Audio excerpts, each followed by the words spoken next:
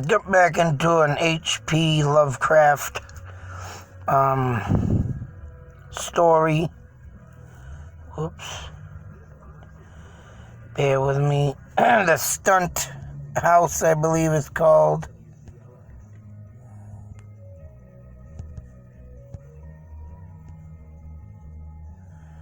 God dang it, cut the crap. And,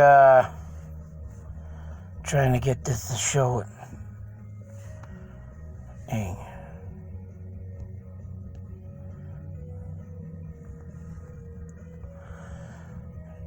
Oh, stupid.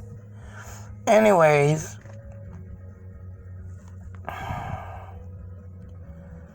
supposedly this house here. Now I'm just doing this video because of the authenticity that I think that this man has. They called him a fiction writer, or non-fiction writer. No, fiction. God damn it. A fiction writer. And, no, non-fiction. But the authenticity of these stories that I get out of these readings and stuff, I mean, it's just too surreal. And I want to clearly say this guy really did encounter some stuff. And he did live and die in Rhode Island. And this house was supposedly in Rhode Island, and he starts off speaking of this house and how people started to die in this house. And I couldn't really hear, but my wife started poking at me and stuff, so I kind of got lost in the story. But supposedly there was another house or something around this area, and a woman lost her mind. And why I'm talking about this story is because of the simple fact that he specifically speaks of Benefit Street, which you can see it right here. And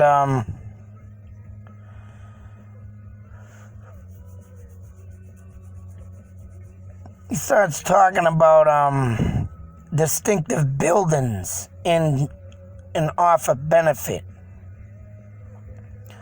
which is the old courthouse. Whereas you see the old State House, that little red building down there.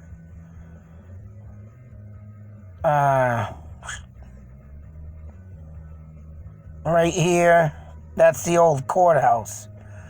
He also speaks of a church, mind you. A church. Which did I take? Ah, damn. Right here, the First Baptist Church. Oh, there's the old courthouse. Now it is now a bed and breakfast. But this, shoot, I didn't get the other side. But underneath this picture here of the house, as you can see, the greenness that comes along. Shit. Right here and further back, and there's this big factory or probably building that was built in this area where this, this house is. And I don't know where this house is located, but I think it might have been maybe somewhere in the perimeter of here, or maybe even down in this area further down. But, of course, as you can see, all modern buildings sitting here. But he speaks of a graveyard that sits behind the church, and where, damn it, I can't show you right now, but if you look on Google Maps and check out Benefit Street, you can see this whole area has been, it's still got that grassy area, as you can see here, that I circled, which would indicate that that grass was over at the church, and that road maybe cut through that area, maybe, or whatnot. But all in all, oh, there it is. Shit. So right here, as you can see, this whole building. Whoop. To me, and why do I think his stories give a little truth behind the things? It's because of the simple fact of that building right there. Dang you. Whoop, wait a minute. I got that pin up on. Right here. I want to say that's built on a fucking, a graveyard. Because he speaks of a church down the street from the house, which the only church is right here throughout this whole area. And like I said, over here is the old courthouse. So somewhere in the mix, that house might have been right here torn down because of its oldness or the hauntings in it. And the only reason why I bring all this up, and like I say, to me, this guy is not non-fiction. I believe he's fiction. Because right here, and we got the Providence River. And I mean, you got over here the other state house, the newer state house, that obviously took over from the little one, which would be over in this area.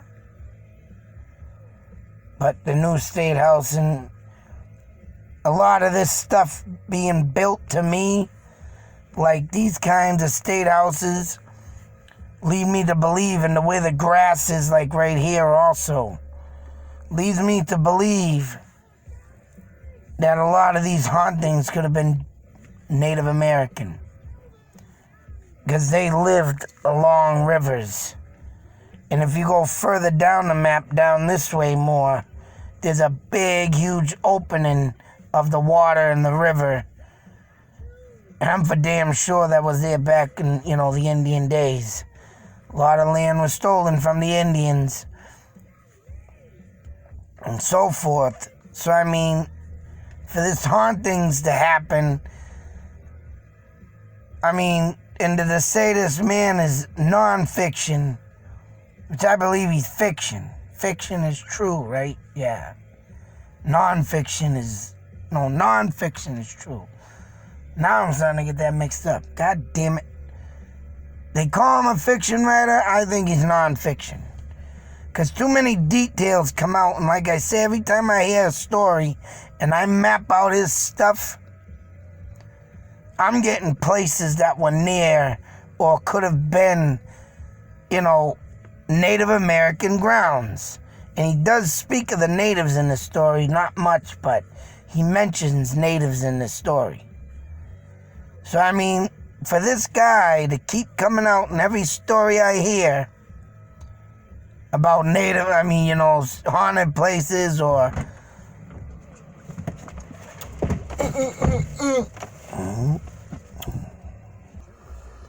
But anyways, like I was saying, for this guy to come out with detailed places and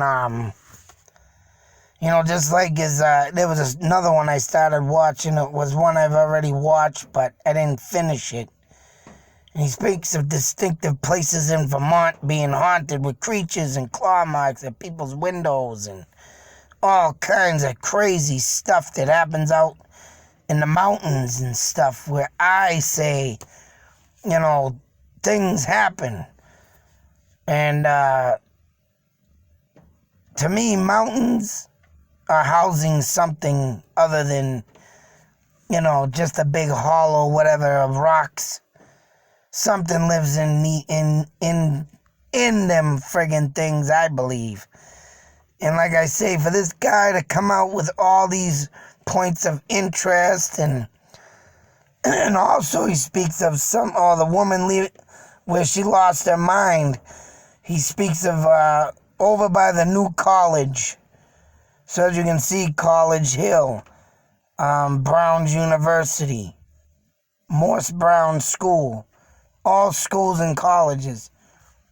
So for this guy to come out with this story, and even Benefit wasn't even the name of that street. It was Backfront or something. But for him to come out with, excuse me, all this detail on this area and you know, the college, the courthouse, the house of this house, and the lady's house, and me, oh, there's the big body of water down there, as you can see. If you go further down on Google Maps, you'll see it all come out, and you'll see a huge body of water or whatnot. But to me, for people going insane and the people dying in the house, Mabadaville, they were in a cursed area of Native Americans. And they speak of hills all throughout here too, which leads me to this restaurant I found. And if you scroll right here to the right, you can see this building tilts. And to the left is a hill.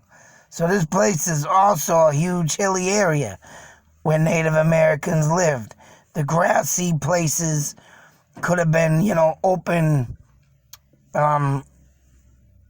grass and stuff that they used to catch their animals, or, you know, lure in to catch their animals when they graze the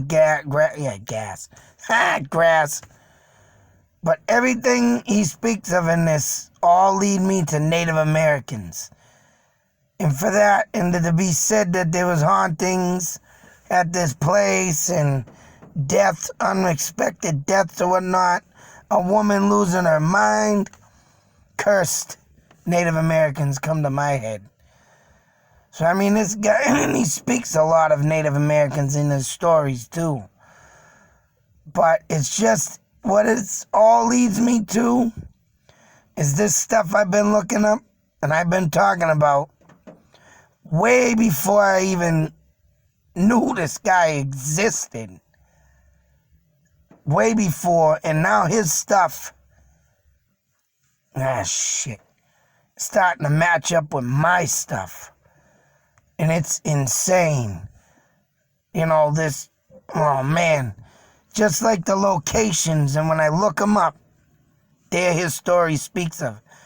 Right where Native Americans dwelled, and the creepy stuff that happens around their cursed land. Crazy stuff, people.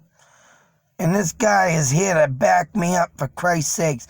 And he wrote these stories back in the 1920s.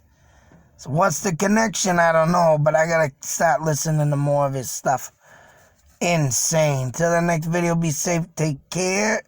Always believe. Out.